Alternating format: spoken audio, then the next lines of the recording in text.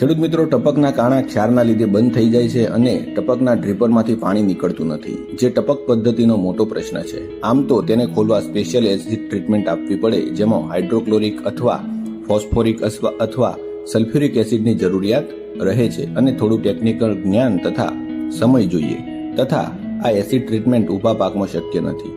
તો ખેડૂત મિત્રો, ખૂબ જ સરળતાથી કાણા ખોલવા માટે ની આપણે આજે વાત કરવાની છે. એ પહેલા તમે આ ચેનલને સબસ્ક્રાઇબ કરી લો. આ માહિતી સારી લાગે તો વિડીયોને લાઇક કરી લો અને આ માહિતી બીજા ખેડૂત ભાઈઓને પણ મોકલો. ખેડૂત મિત્રો, ખૂબ જ સરળતાથી ટપકના કાણા ખોલવા હોય તો તમે 1744 વોટર સોલ્યુબલ ખાતર વાપરો, જે એસિડિક છે, જે કાણા પણ ખોલે છે અને સાથે સાથે પાકને નાઇટ્રોજન અને ફોસ્ફરસ જેવા તત્વો પણ પૂરા પાડે છે.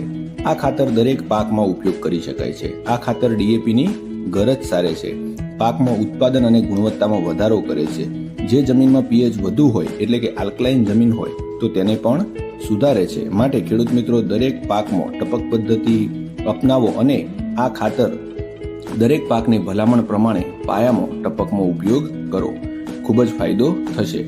ચેનલને સબસ્ક્રાઇબ કરી લો, વિડીયોને લાઇક કરી લો અને ટપકમાં અન્ય કોઈ સમસ્યા હોય તો તે પણ કોમેન્ટ બોક્સમાં અવશ્ય જણાવો.